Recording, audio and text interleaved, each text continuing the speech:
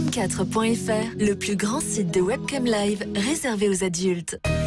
Brigitte Lahaie, Sud Radio, le Love Conseil.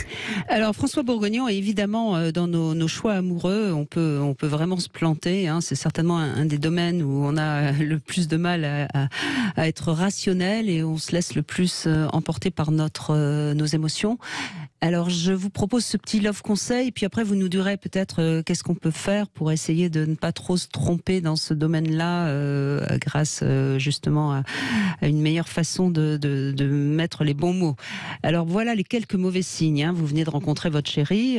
Quels sont les signes qu'il faut prendre vraiment en considération? Par exemple, s'il vous a dit qu'il vous appellerait à 20h, mais qu'il ne vous appelle que le lendemain, ou pire, s'il ne vous rappelle pas que c'est à vous de rappeler, ça laisse quand même à penser que soit il n'est pas très intéressé par vous, soit c'est quelqu'un de pas très fiable.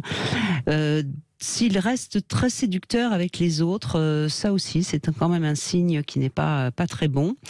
Si vous ne pouvez pas compter sur lui, c'est-à-dire que si vous lui demandez un service, un petit service évidemment, et qu'il n'a pas le temps ou qu'il vous dit que non, c'est quand même un petit peu embêtant. Également, s'il vous ment ou si vous avez l'impression que quand vous lui posez une question sur son passé, bien que je ne sois pas pour qu'on questionne de manière trop pointue le passé de l'autre quand on vient de le rencontrer, mais bon, si vous avez l'impression que ça le dérange que quand vous lui posez une question, c'est pas très bon signe. Alors, s'il vit encore chez ses parents, à moins qu'il ait moins de 25 ans, ou si vous ne connaissez pas son adresse, là aussi, ça laisse à penser qu'il y a quand même quelque chose qui n'est pas tout à fait clair. Si ses actes, évidemment, ne coïncident pas avec ses paroles, s'il n'a jamais eu de relation sérieuse avant vous, ou s'il est fâché avec tous ses ex, ça aussi, c'est pas forcément bon signe. Et puis, s'il vous idéalise trop, s'il a l'air d'être vraiment le prince charmant idéal, là aussi, attention, danger, c'est pas très bon signe non plus. Alors, je suppose que déjà, vous êtes d'accord avec tout ça, François Bourgognon ? Ah oui, absolument, entièrement. Bon.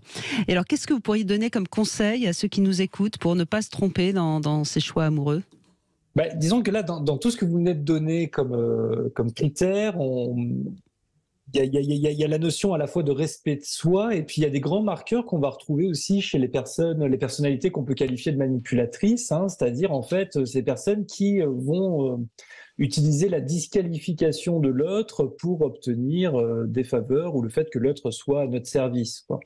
Donc c'est vrai que moi, dans ma pratique personnelle, quand on a la puce à l'oreille sur le fait que une patiente ou un patient est dans une relation avec quelqu'un qui a un fonctionnement fondamentalement manipulateur, moi je trouve qu'il y a 3 questions qui peuvent aider beaucoup. Oui. La première, c'est est-ce qu'il ment ou est-ce qu'elle ment? On va dire que c'est une femme qui consulte et que c'est pour un homme, ça sera plus simple. Donc est-ce qu'il ment? Est-ce qu'il boude? Et est-ce qu'il se débrouille pour ne jamais avoir tort? Si la réponse à ces 3 questions-là, c'est oui, on peut quand même se poser quelques questions. Voilà, donc ça, c'est vraiment des grands marqueurs, je trouve. Oui, je suis d'accord, bien sûr. Voilà. Est-ce qu'il ment, est-ce qu'il boude et est-ce qu'il se débrouille pour jamais avoir tort? Si la réponse est oui, de façon très franche et très clairement, le fonctionnement est marqué par ça, à ce moment-là, ça vaut peut-être le coup de se renseigner sur ce qu'est un comportement manipulateur. C'est clair qu'on a affaire à un manipulateur, je suis complètement d'accord avec vous.